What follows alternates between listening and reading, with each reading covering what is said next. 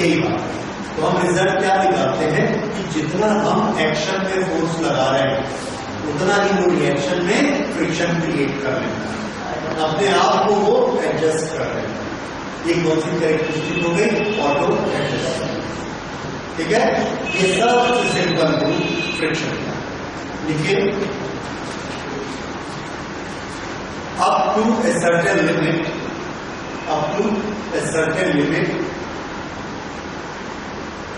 the force of friction can adjust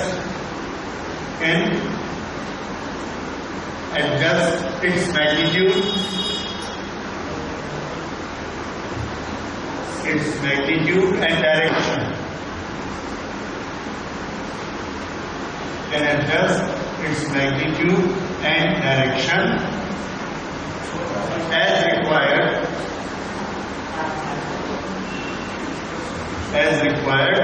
to make applied force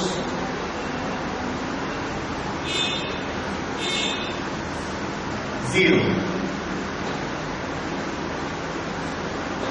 To make applied force zero.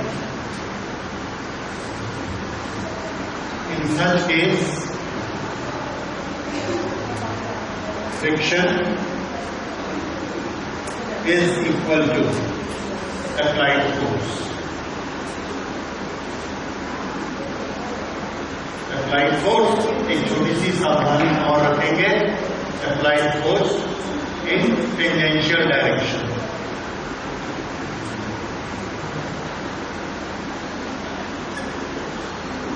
Applied force in tangential direction.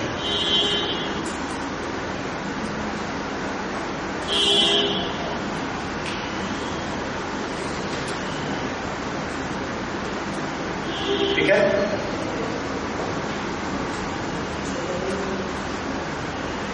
ये कौन सी property है? Auto adjust. ठीक है, अब इसके लिए आप बहुत क्विकली आंसर दे सकते हैं। There are two bodies and I am applying a force of 2.5 Newton here. What is the force of friction between the two? 2.5. हमको कोई कैलकुलेशन नहीं करनी, कोई फॉर्मूला नहीं लगाना। अगर बॉडी नहीं चली तो हमारा एक ही फॉर्मूला है, frictional force is equal to applied force. हाँ, थोड़ा सा आपको दूसरा चैप्टर साथ में मिलाया जा सकता है। किस तरह से मिलाया जा सकता है? ये एक सरफेस है, ये दूसरी सरफेस है, and we are applying this force which is at the angle of 60 degree. This force is 4 newton और ये बॉडी नहीं चलती।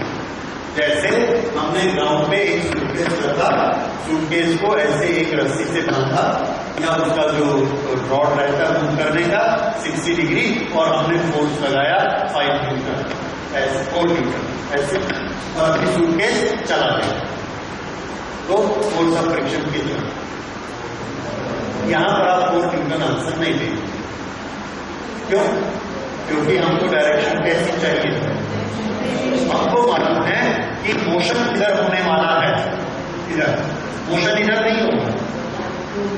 ठीक है, मोशन इधर होने वाला है तो फ्रिक्शन किधर पैदा हो रहा होगा? This is intention of motion, this is friction. तो ये फ्रिक्शन किसके अपोजिट होगा? इसके या इस डायरेक्शन? नीचे वाली डायरेक्शन के। तो नीचे वाली डायरेक्शन में कितना फोर्स? हमको कॉम्पोनेंट बनाना आता है 4 cos 60।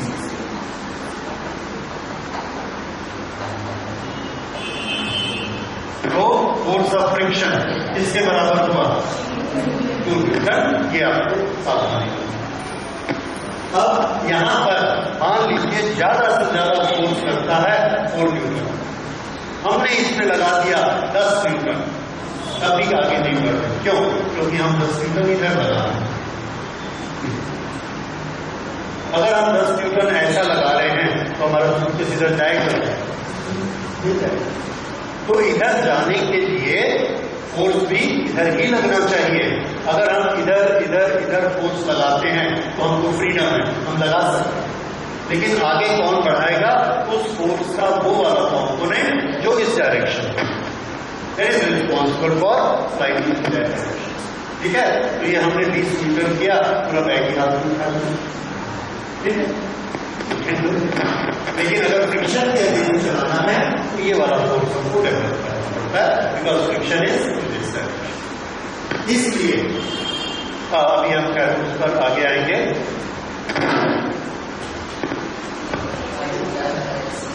ओके, तो ये हुआ ऑटो एडजस्टिंग फ्रिक्शन।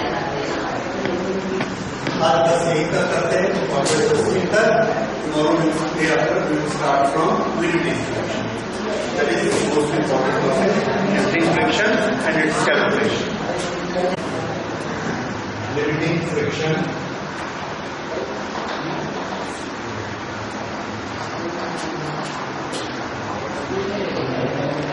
हम लोगों ने पढ़ा है, जब हम किसी एक ऑब्जेक्ट को एक सरफेस पर मूव करना चाहते हैं तो जब हम उसमें फोर्स अप्लाई करना स्टार्ट करते हैं, ऑब्जेक्ट मूव नहीं। क्यों? वो equal and opposite friction force create कर देता है और हमारे अप्लाइड फोर्स को 0 बना देता है, इसलिए वो ऑब्जेक्ट आगे नहीं बढ़ता। ये एक सरफेस है, सरफेस के ऊपर एक ब्लॉक रखा है, इस ब्लॉक पर हमने अप्लाइड फोर्स लगाया, अप्लाइड फोर्स अप्लाइड उस तरफ लगाया, इसका इंटेंशन ऑफ मोशन इधर जाने को हुआ, तो इसको अपोज करने के लिए रिजल्ट कौन डेवलप हो गया, फ्रिक्शन। ये फ्रिक्शन का फोर्स इसको अपोज करता है, कितना फोर्स लगाएगा, जितना अप्लाइड फोर्स लगा। अब अप्लाइड फोर्स को हम ग्रेजुअली इंक्रीज करते हैं तो ये वाला फोर्स भी ऑटोमेटिकली इंक्रीज होते जाता है। ये कैरेक्टरिस्टिक को हम क्या बोलते हैं, self adjusting nature of friction. ठीक है, इस तरह से फ्रिक्शन की वैल्यू अपने आप इंक्रीज होते जाती है। अब हम इस फोर्स को इंक्रीज करते जाते हैं, फाइनली एक वैल्यू ऐसी आएगी जब फ्रिक्शन का फोर्स उसके बराबर अपने आप को डेवलप नहीं कर पाता। अगर नहीं कर पाता है तो ये उसकी लिमिट है, हायर लिमिट, उसके बाद वो अपने को डेवलप नहीं कर पाता। अब अगर हम अप्लाइड फोर्स और ज्यादा इंक्रीज करेंगे तो ये फोर्स कम बढ़ जाएगा फ्रिक्शन का, अप्लाइड फोर्स ज्यादा हो जाएगा, ये नेट फोर्स। नेट फोर्स कब पैदा होता है, जब लगने वाले फोर्स अनइक्वल हो। ये अप्लाइड फोर्स बड़ा हो गया, फ्रिक्शन का फोर्स छोटा पड़ गया, तो अप्लाइड फोर्स जितना नेट फोर्स एक बनाएगा और उस नेट फोर्स के कारण ये ऑब्जेक्ट चलना शुरू हो जाएगा। इसका ये मतलब है कि स्टैटिक फ्रिक्शन जब अपनी मैक्सिमम वैल्यू पर पहुंचेगा हमको कैसे पता लगेगा, आंसर है उसके बाद जैसे ही हम अप्लाइड फोर्स को बढ़ाएंगे तो ऑब्जेक्ट चलना शुरू हो जाएगा। तो चलने के ठीक पहले जो हम अप्लाइड फोर्स लगा रहे थे उसके बराबर फ्रिक्शन ने अपने को डेवलप किया हुआ था, वो वाला फोर्स क्या कहलाएगा, लिमिटिंग फ्रिक्शन। फिर से वर्ड्स में सुनिए, हमने फोर्स लगाया 1 न्यूटन, नहीं चली, फ्रिक्शन 1 न्यूटन। हमने फोर्स लगाया 9 न्यूटन, बॉडी नहीं चली, तो फ्रिक्शन कितना, 9 न्यूटन। 10 लगाया तो बॉडी नहीं चली क्योंकि फ्रिक्शन कितना, 10 न्यूटन। फिर हमने 10.1 किया, बॉडी चल गई।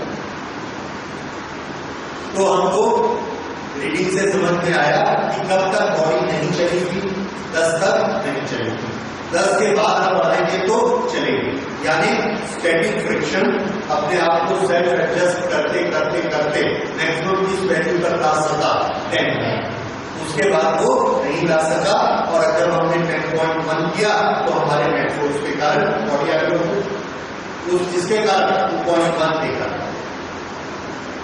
ठीक है, तो ये जो उसने स्टैटिक फ्रिक्शन 10 तक डेवलप किया था, 10, वो क्या है, उसकी लिमिट। उस फ्रिक्शन को हम कहते हैं लिमिटिंग फ्रिक्शन। तो लिमिटिंग फ्रिक्शन क्या है, maximum value of static friction before the object start moving, before the object starts moving. तो ये हमने नोट कर लिया, limiting friction is the maximum value of static friction, maximum value of static friction which it can develop.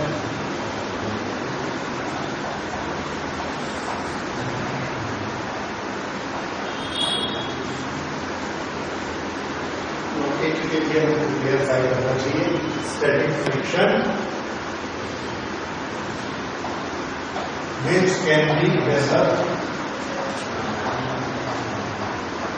between two surfaces.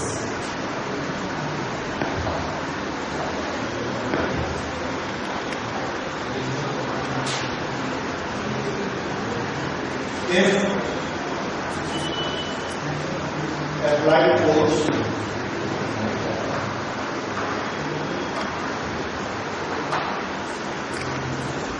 slightly increase,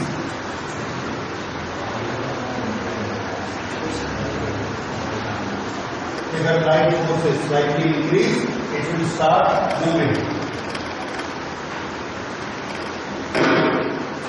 The body will start moving.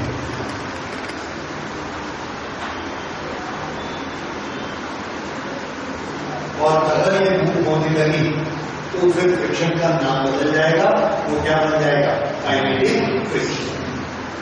तो ये maximum value जो static friction की है, ये क्या कहलाती है, limiting friction.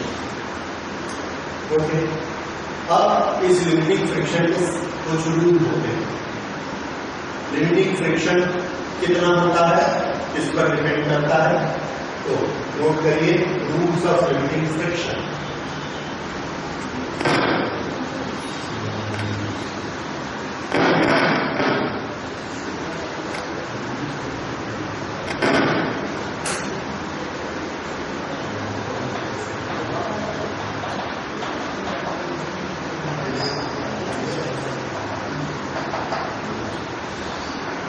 Rules of limiting friction.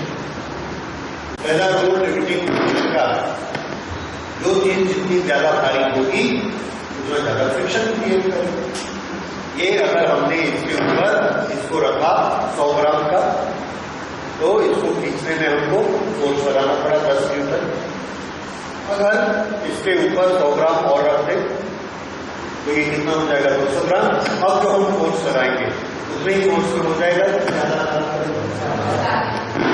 Friction पर, क्योंकि उसको पार करने के लिए वो ज्यादा, ठीक है।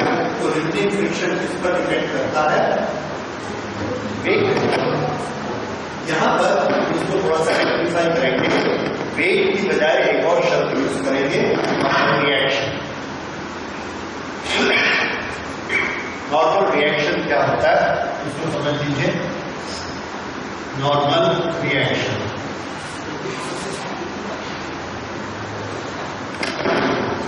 ये एक हॉरिजॉन्टल सरफेस है,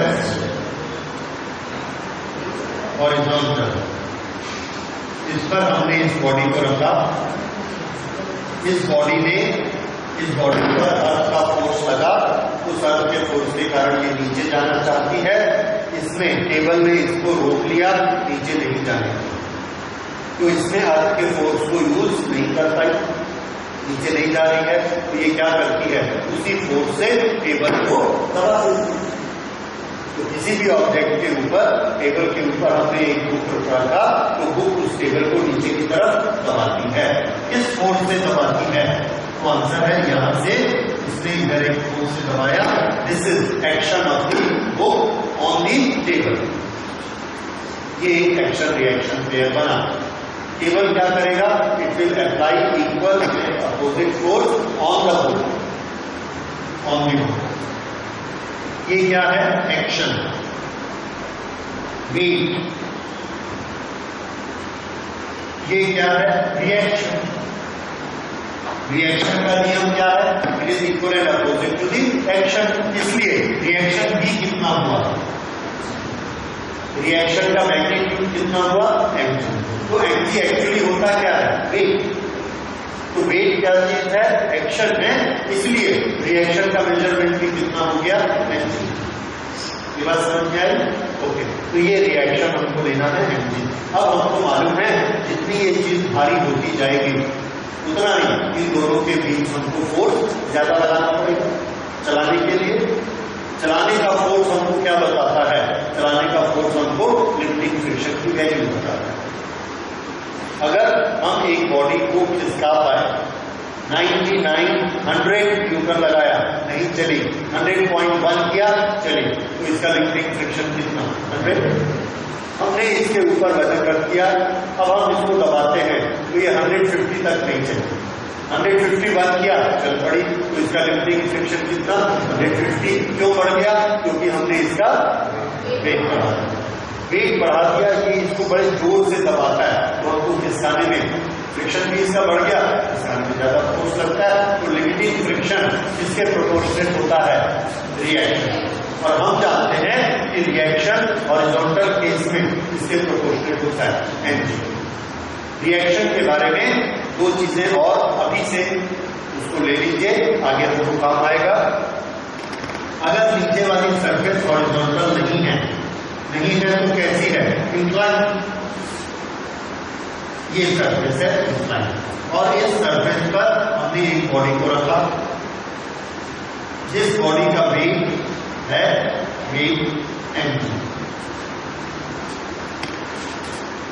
इसमें नॉर्मल रिएक्शन कितना होगा, तो ये इसको दबा रही है, ये इसको दबा रही है।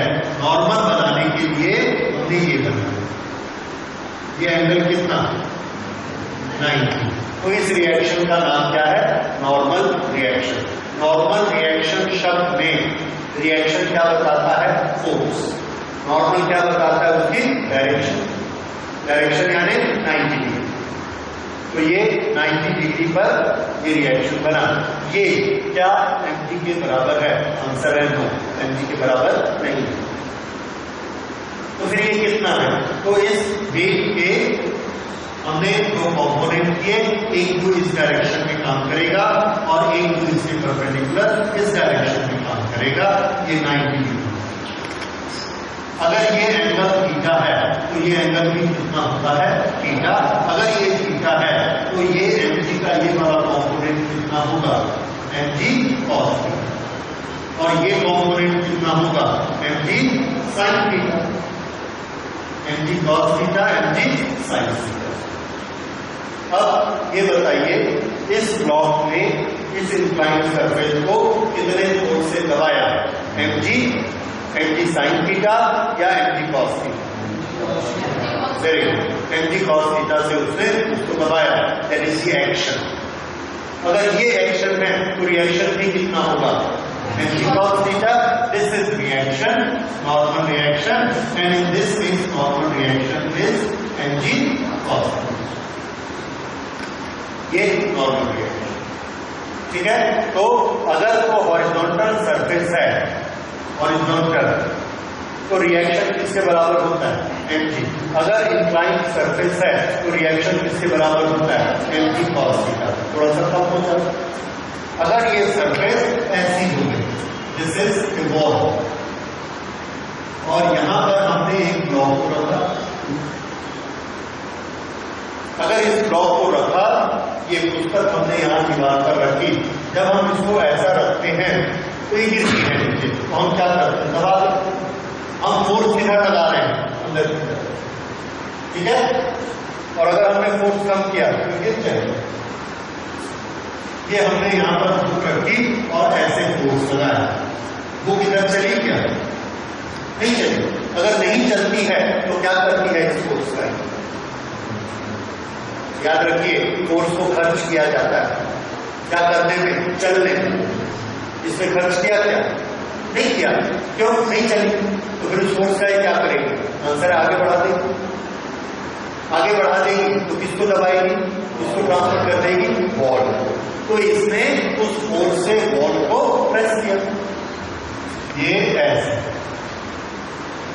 This is action of the book on the wall. Reaction क्या होगा? Equal and opposite. इस पर लगेगा रिएक्शन बुक पर। एक्शन किस पर हुआ? वॉल पर। रिएक्शन किस पर होगा? बुक पर। ये रिएक्शन, और इसका इस सरफेस के साथ कितना एंगल है? 90। दिस इज नॉर्मल रिएक्शन, और ये नॉर्मल रिएक्शन इसके बराबर है। तो ऐसे केस में नॉर्मल रिएक्शन किसके बराबर है? Force apply. इसको अर्थ अपनी तरफ खींच रही है, ठीक है, mg से अपनी तरफ खींच रही है, लेकिन रिएक्शन इसके बराबर है, mg से कोई रिलेशन, ठीक है। रिएक्शन फोर्स, इस फोर्स पर रिएक्शन डिपेंड करता है। हम कितने जोर से दबाते हैं कितने जोर से वो रिएक्ट करती है। अब देखिए, इसमें पूरा mg आया था, इसमें mg का कुछ एक कंपोनेंट आया था, और इसमें 50 आया नहीं। यहाँ पर रिएक्शन किसके बराबर है? फोर्स के बराबर। ये तीनों सिचुएशन आपको याद रखना, आपके न्यूमेरिकल में, कैलकुलेशन में, कंसेप्ट में, जहां कहीं रिएक्शन आएगा, reaction is equal to mg, आप बंद करके मत लिखिए। Reaction is equal to mg सिर्फ कब होता है? when the two surfaces are horizontal, और g 90 डिग्री बनाता है। तो 90 डिग्री के कारण नॉर्मल रिएक्शन mg के बराबर होता है। यहां पर g 90 डिग्री नहीं बनाता, तो ये नॉर्मल रिएक्शन क्रिएट नहीं करेगा।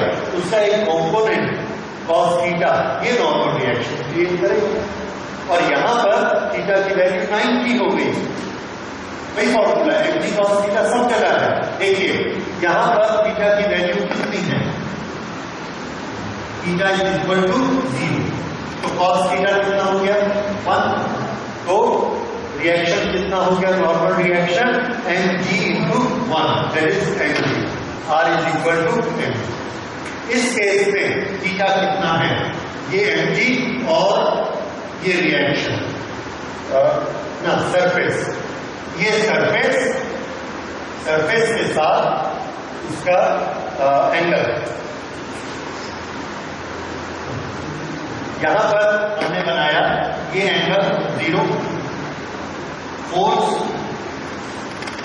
के साथ एक्शन, ये रहा एक्शन रिएक्शन, कितना एंगल 90 और cos 90 कितना होता है 0।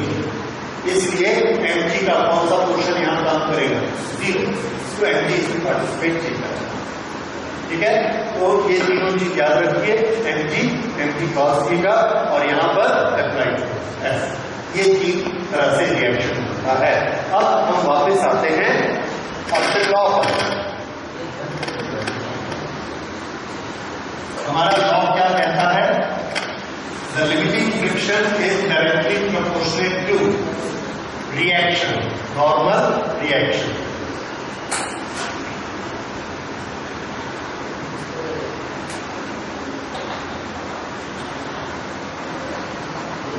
Limiting friction is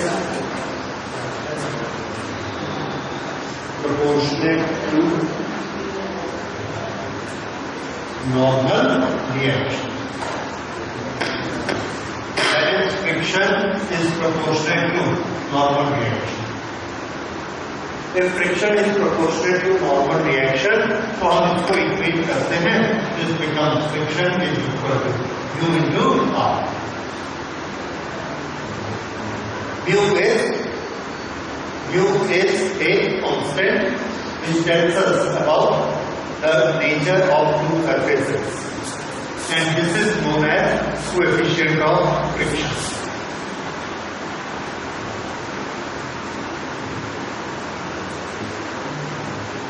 Coefficient of friction mu.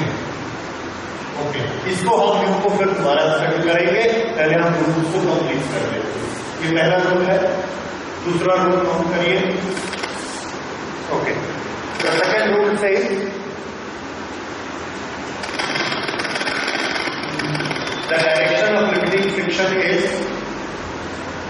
The direction of limiting friction is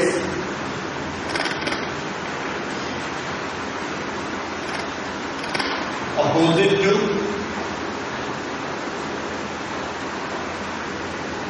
intention of motion.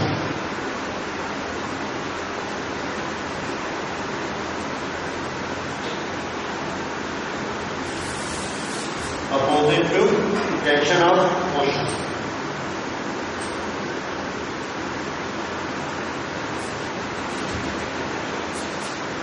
ये कहां पर लगता है? It is applicable on the body at points of contact.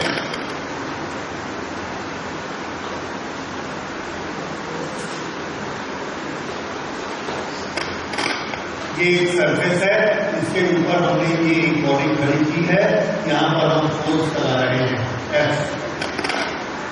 तो फ्रिक्शनल फोर्स इस पॉइंट पर क्रिएट नहीं होता, कहां क्रिएट होगा? ये इन पॉइंट पर क्रिएट होगा। जब ये पूरी बॉडी आगे जाने लगेगी तो यहां पर क्या क्रिएट हो जाएगा? फ्रिक्शन। कौन सा फ्रिक्शन? अभी बॉडी चली नहीं है, खड़ी है, इसलिए इस फ्रिक्शन का नाम स्टैटिक फ्रिक्शन। स्टैटिक फ्रिक्शन क्या करता है? लॉक कर लेता है। उस फ्रिक्शन की जो मैक्सिमम वैल्यू होगी उसको क्या बोलेंगे? Limiting friction. ठीक है, अगर हमने इस पॉइंट पर बहुत जोर से फोर्स लगाया तो क्या होने वाला है? इसने इसको पकड़ लिया, ये इसने नीचे इसको पकड़ लिया और हमने यहां पर जोर से फोर्स लगाया, ये चीज गिर जाएगी। क्यों गिर? इसलिए जाएगी क्योंकि फ्रिक्शन यहां लगता है, यहां नहीं लगता। यहां लगता होता तो क्या होता? हम फोर्स लगाते, बॉडी सीधी की सीधे सामने आ जाती। तो हमारे फोर्स लगाने से अगर यहां पर भी फोर्स से हो गए, ये भी आगे जा रहा है। यहां पर भी थोड़ा सा फोर्स पहुंचा। अगर ये फोर्स फ्रिक्शन से ज्यादा है तो क्या होगा, ये बॉडी आगे मूव कर जाएगी। जैसे इसके ऊपर हमने इसको रखा और यहां फोर्स लगाया, ये तो पलटी नहीं। क्यों? क्योंकि पलटने के लिए जितना फोर्स चाहिए उतना टॉर्क नहीं बन पाया और हमारा नीचे वाला फोर्स फ्रिक्शन से ज्यादा हो गया। पर अगर हम इसको ऐसा रख दें, ये ऐसा खड़ा हो जाएगा और खड़ा होने के बाद अगर हम फोर्स यहाँ लगाएंगे तो ये ऐसा पलट जाएगा। क्यों? इसके नीचे फ्रिक्शन यहां पर लगा और हम ऊपर फोर्स लगा रहे हैं, तो ऊपर का फोर्स नीचे के फ्रिक्शन को कैंसिल नहीं कर सकता, तो उसका कोई ना कोई पोर्शन नीचे पहुंचेगा थोड़ा सा। अगर ये भी फ्रिक्शन से ज्यादा है बॉडी खिसक जाएगी। इसलिए हम एक सोफा को पुश करते हैं, इतना ज्यादा फोर्स लगाते हैं कि हमारा थोड़ा सा फोर्स सरफेस के साथ भी पहुंचता है, वो फ्रिक्शन से ज्यादा होता है, सोफा खिसक जाता है। अदरवाइज क्या होता है, एक अलमारी है, अलमारी को बोले खिसकाओ तो हमने फोर्स लगाया, नीचे फ्रिक्शन ज्यादा है तो हम क्या देखते हैं, अलमारी ऐसे उठ जाती है, गिरने के लिए हो जाती है। क्यों? नीचे का फ्रिक्शन नहीं छोड़ता। तो हम क्या करते हैं, नीचे बैठ जाते हैं, झुक जाते हैं और नीचे फोर्स लगाते हैं। तो जब हम ऊपर 100 लगा रहे थे तो नीचे 20 पहुंच रहा था, अब हम नीचे 20 लगा रहे हैं फ्रिक्शन के अगेंस्ट। तो इधर फ्रिक्शन काम करता है, इधर अप्लाइड फोर्स काम करता है, अप्लाइड को ज्यादा कर देते अलमारी खिसक जाती है। अभी जब हम रोटेशनल मोशन पढ़ेंगे तब हम पढ़ेंगे कि अलमारी ऐसे पलटती क्यों, that is a rotational motion. ठीक है, एनीवे, पर अभी हम फिर क्या स्टडी कर रहे हैं कि फ्रिक्शन किस पॉइंट पर लगता है, at the point of contact. दूसरा, फ्रिक्शन की डायरेक्शन क्या होती है, is always tangential to the surface. ये it is applicable on the body at the point of contact in the direction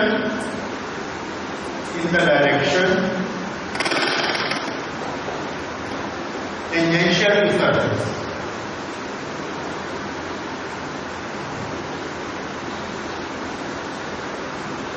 In the direction tangential to surface. This is second rule. Third rule, ये कम या ज्यादा होगा ये किस पर depend करता है। इसके लिए एक छोटा सा रूल बताया गया। पहले तो हमने मास वाला पढ़ लिया एक रूल, एक और तीसरा रूल ये बताता है कि ये डिपेंड करता है जो दो बॉडी हमने ली है वो किस मटेरियल की है और उनके सरफेस का नेचर कैसा है। सरफेस कितनी है, सरफेस रफ है, उस पर डिपेंड करता है। दूसरा किस पर डिपेंड करता है, दोनों बॉडी का नेचर कैसा है। जैसे वुड के ऊपर वुड और वुड के ऊपर स्पॉन्ज, ये हमने रखा, इतना फोर्स लगा रहे हैं ये नहीं खिसक सकता, इतना फोर्स लगा नहीं खिसक सकता। लेकिन अगर पेपर के ऊपर वुड रखेंगे, पेपर के ऊपर वुड रखेंगे तो थोड़ा सा फोर्स लगाया, थोड़ा सा फोर्स लगाया जैसे इसको आगे खिसकाने वाला फोर्स कौन है, अभी आपने इंक्लाइन सरफेस में पढ़ा, आगे खींचने वाला एंटी साइन थीटा। ये साइन थीटा बढ़ेगा, एंटी साइन थीटा बढ़ेगा। तो ये मैं इसके फोर्स को बढ़ा रहा हूं, लेकिन इसमें जब यही चीज करते हैं, इस फोर्स को मैं बढ़ाता हूं, एंटी साइन थीटा बढ़ा और बढ़ा और ज्यादा बढ़ा और ज्यादा बढ़ा और ज्यादा बढ़ा, अभी तक नहीं है। क्यों? Nature of surface change. So third लिखते हैं, the frictional force depends upon the nature of the material.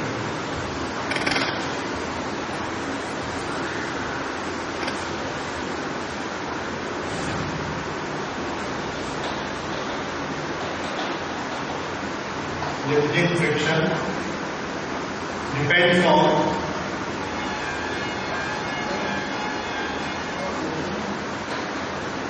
nature of material and smoothness of surface.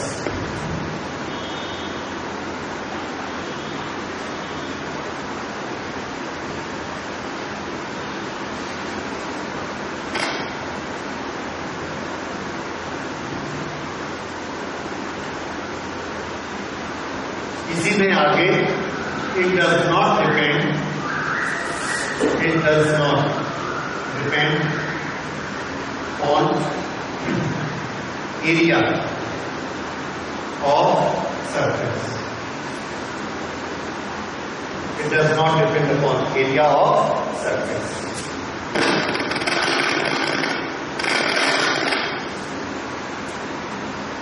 Does not depend on area of surface का ये मतलब है कि अगर हम इसको यहां ऐसे खड़ा करते हैं, ऐसे,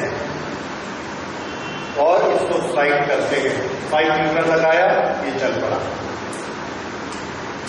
ऐसे किया, अभी भी 4.9 तक नहीं चला, 5 लगाया तो चला, जबकि एरिया कैसा हो गया, छोटा। अब हमने इसको ऐसे खड़ा कर दिया, ऐसे खड़ा करके फोर्स लगाया, इतना छोटा एरिया हो गया, लेकिन अभी भी हम क्या देखते हैं, 4.9 तक नहीं चलता, तब चलेगा 5 लगाने से चलेगा।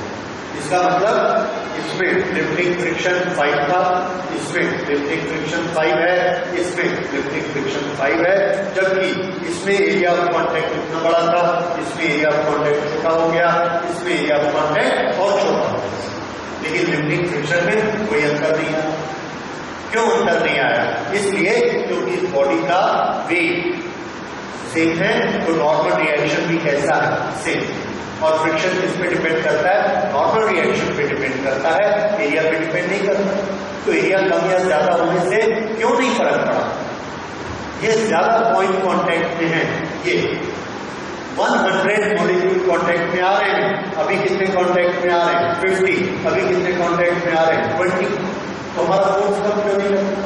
इसलिए नहीं लगता कि ये जो 100 है, इस 100 ने मास को अपने में डिवाइड किया, हर एक के हिस्से में 1-1 ग्राम आया, तो हर एक ने इसको पकड़ा, इतना फोर्स लगा के 1 ग्राम ऐसा कर दिया। अब इसका एरिया 20 है, एक-एक के हिस्से में कितना वेट आया, 5 ग्राम। तो हर एक ने इस नीचे वाले को दबाया, कितने से, 5 ग्राम। तो दबाना कितना का हो गया, 5 ग्राम 5 ग्राम 5 ग्राम 20 पार्टिकल, 100 ग्राम से दबाया। इसमें कितने से दबा रहा है, 100 ग्राम से। इसमें कितने से दबा रहा है, 100 ग्राम से। तो हमको जब खींचना है तो हमको किसको मेकओवर करना है, 100 ग्राम के प्रेशर को, भले हम ऐसे करें भले ऐसे करें, इसलिए एरिया से कोई फर्क नहीं। आप ये मान सकते हैं कि अगर हमने एक बॉक्स को लिया और उस बॉक्स को गीली मिट्टी में रखा इतने बड़े एरिया में, तो उस बॉक्स में इस गीली मिट्टी को 1 मिलीमीटर दबा दिया, 1 मिलीमीटर।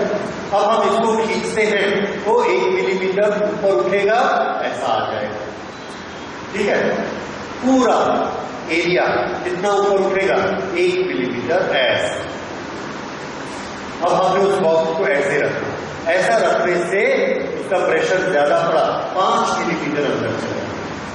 अब हम जब उसको खींचते हैं तो इसको कितना उठना पड़ेगा, 5 मिलीमीटर उठना पड़ेगा, लेकिन कितने पार्टिकल, पहले कितने पार्टिकल उठे थे, 100, अब कितने पार्टिकल उठेंगे, 20 पार्टिकल को 5 मिलीमीटर उठना पड़ा, तो कुल कितना उठे, 100।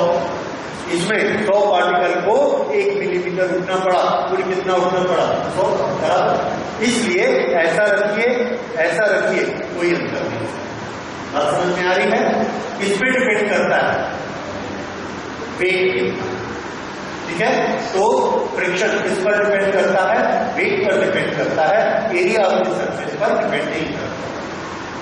तो ये आ गया, it does not depend on the area of surface. ये हमारा दूसरा नियम बन गया, ओके। तो इस तरह से ये हमारे एक नियम बन गया, इसको आप रोड से 4 बना सकते हैं। अब इसके बाद अगली चीज हम स्टडी करते हैं, what is coefficient of friction. Coefficient of friction देखिए, यहां पर हमने पहला नियम पढ़ा था, the limiting friction, force of limiting friction is proportional to normal reaction, or this is equal to a constant into normal reaction.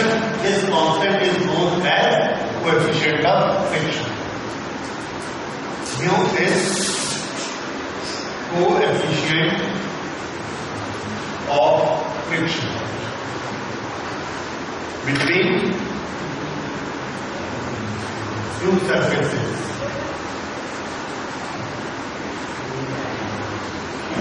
जैसे वुड और स्टील के बीच में कोएफिशिएंट कितना होता है, रबर और वुड के बीच में कोएफिशिएंट कितना होता है, तो कोएफिशिएंट हम किसका बताते हैं, दो सरफेसेस का, और उन दोनों सरफेसेस के बारे में क्या बताते हैं, मटेरियल का नाम। ठीक है, यहां पर आपको कोएफिशिएंट को यूज करना है।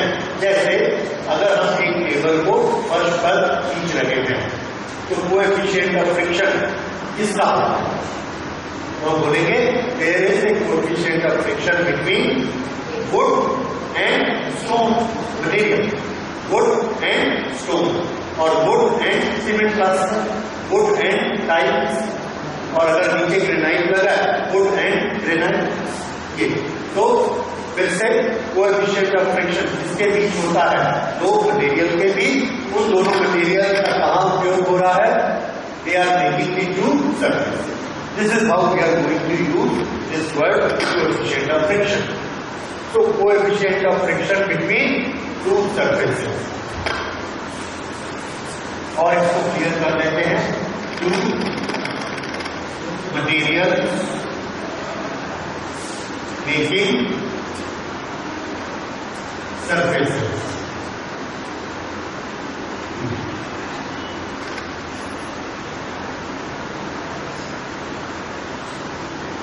अब एक चीज, एक बॉडी का वेट 100 kg है,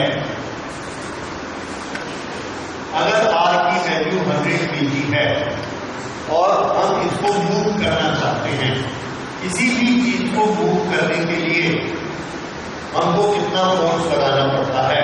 देखिए, ये हमने इसके ऊपर एक बॉडी रखी, ये यहां पर हम फोर्स लगा रहे हैं, ये बॉडी नहीं चलती है। ये बॉडी कब चलेगी, जब हमारा फोर्स लिफ्टिंग फ्रिक्शन से ज्यादा हो जाए। जैसे ही बॉडी चलनी शुरू करती है उस समय ये अप्लाइड फोर्स इसके बराबर होता है lifting friction. Limiting friction, limiting friction को हम कैसे नापेंगे, तो आंसर है कि हम उसकी सरफेस के अंदर जाके तो नहीं नाप सकते। हम कैसे नापते हैं, हम तो अप्लाइड फोर्स लगाते जाएंगे, हम अप्लाइड फोर्स लगाते चले जाते हैं। जैसे ही वो ऑब्जेक्ट खिसकना शुरू करता है, गिरता है, तो मतलब अब उसकी खड़े रहने की लिमिट खत्म। उस समय जो हम अप्लाइड फोर्स लगा रहे होंगे थ्योरेटिकली वो किसके बराबर हो गया, लिमिटिंग फ्रिक्शन। तो वो जो अप्लाइड फोर्स है वो हमको किसका मेजरमेंट देता है, लिमिटिंग फ्रिक्शन का मेजरमेंट देता है। फिर से देखिए, इस बॉडी को हम खिसकाना चाहते हैं तो हमने क्या किया, यहाँ एक सुई लगाई और ये यहाँ पर एक ऐसा स्टैंड लगा के इस पर हम वेट डालते चले जाए। इसका वेट है मान लीजिए 500 ग्राम, इस पर हमने डाला 100 ग्राम, खड़ा, 200 ग्राम खड़ा, 300 ग्राम डाला, खड़ा है। जैसे ही 301 किया ये चलना शुरू हुआ। इसका मतलब ये कब तक खड़ा हो सकता था, 300, दैट वाज लास्ट लिमिट।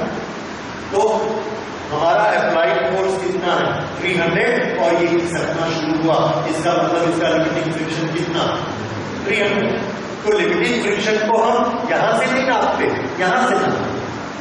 जैसे हम स्केल में, तराजू में चावल को नापते हैं, हमने आपको चावल दिया कि इसमें से जरा 3 किलो चावल उठा दो, तो हम चावल से 3 किलो नहीं उठा सकते। क्या करोगे, एक तराजू लगाओगे, तराजू लगा के एक तरफ 3 किलो का भार रखोगे और एक तरफ चावल रखोगे और उसको क्या कर दोगे, बराबर। जैसे ही बराबर हुआ आप क्या बोलोगे, ये चावल कितना है, 3 किलो। चावल में लिखा है क्या 3 किलो, नहीं, कहाँ लिखा है, हाँ, उस बात पे लिखा है 3 किलो। इसी तरह से यहां डेवलप हुआ क्या, फ्रिक्शन कितना, जितना इसमें लिखा है, ये तरह समझ आया। तो फ्रिक्शन को हम किससे नापते हैं, अप्लाइड फोर्स। तो ये मत सोचिए कि ये अप्लाइड फोर्स है कि फ्रिक्शन, क्योंकि लिमिटिंग की कंडीशन में दोनों इक्वल होते हैं, क्योंकि दो अलग अलग क्वांटिटीज है। अप्लाइड फोर्स ही लिमिटिंग फ्रिक्शन होता है, दिस इज रॉन्ग। तो करेक्ट क्या है? लिमिटिंग फ्रिक्शन अप्लाइड फोर्स के बराबर होता है, क्योंकि दोनों अलग अलग चीजें, चावल अलग है, लोहे का बात अलग है, पर दोनों का एक कौन सा गुण मिलता है? Magnitude, 3 kg 3 kg। वैसे ही लिमिटिंग फ्रिक्शन इन दोनों के बीच में डेवलप हुआ है, और ये वाला अर्थ के कारण नीचे खींच रहा है, दोनों अलग अलग फोर्स है, दोनों का कौन सी कैरेक्टरिस्टिक एक है? एम्पलीट्यूड यानी मैग्नीट्यूड। तो इसीलिए लिमिटिंग फ्रिक्शन निकालने का तरीका क्या है? Limiting friction is equal to applied force when it has reached the limit. ठीक, अब ये अगर 500 ग्राम, मान लो ये 5 kg है, 5 kg, यहां पर हमने लगाया 2 kg, और ये जैसे ही 2 kg क्रॉस करते ये खिसकना शुरू हो जाता है। इसका मतलब इसका लिमिटिंग फ्रिक्शन कितना? 2 kg force, that is limiting friction. Normal reaction इसका कितना? हॉरिजॉन्टल सरफेस पे नॉर्मल रिएक्शन किसके बराबर होता है? Equal to M. तो नॉर्मल रिएक्शन इसका कितना होगा? 5 इज एम। तो नॉर्मल रिएक्शन कितना हुआ? Normal reaction is equal to 5g, ठीक है, mg। और फ्रिक्शन का फोर्स कितना हुआ? फ्रिक्शन का force is equal to applied force. Applied force कितना लगाया? 2 kg। तो फ्रिक्शन का फोर्स कितना हुआ? 2g, m/2, दैट इज, ठीक है। अब यहां म्यू किसके बराबर होता है? Friction upon normal reaction. बताइए यहां पर फ्रिक्शन अपॉन नॉर्मल रिएक्शन 0.4। ये क्या आ गया? Between these two circles. समझ आएगा? तो अब दूसरी चीज, इसी सवाल को, इसी सब को मैं दूसरे फॉर्मेट में लेता हूं। ये हमारे पास एक लकड़ी वुडन ब्लॉक है, और ये वुडन ब्लॉक 100 किलो भारी है, इसको हमने फर्श पर रखा। इस फर्श पर और इसके बीच में जो कोएफिशिएंट ऑफ फ्रिक्शन है दैट इज 0.6। तो हमें यहां कितना फोर्स लगाना पड़ेगा कि ये उसमें खिसकना शुरू हो जाए? कितना फोर्स लगाना पड़ेगा? Force is equal to how much?